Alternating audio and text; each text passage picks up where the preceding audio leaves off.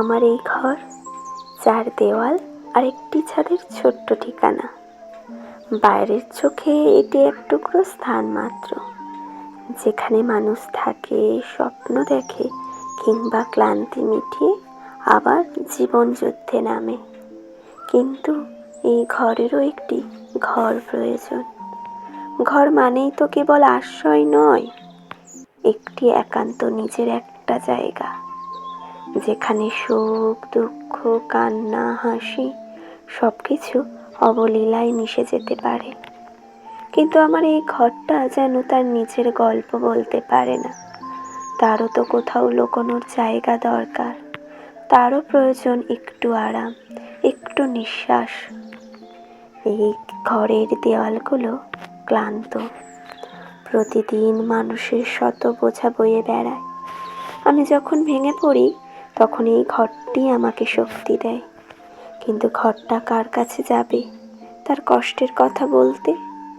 তারও তো প্রয়োজন এমন একটি কোণ, যেখানে সে নিজের ভার মুক্ত করতে পারে।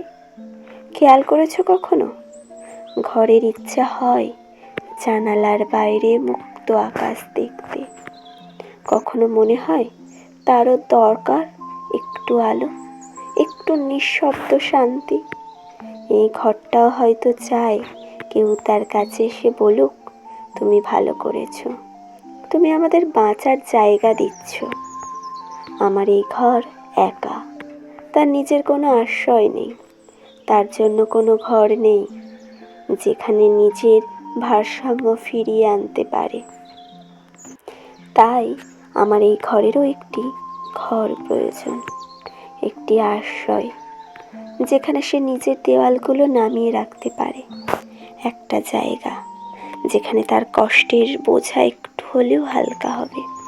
কারণ আমি জানি, ক্লান্ত মানুষ যেমন আশ্রয় চায়, ক্লান্ত ঘরও তেমন। আমাদের ঘরগুলো বাঁচতে চায়, আর বাঁচতে গেলে ঘরেরও একটা ঘর প্রয়োজন।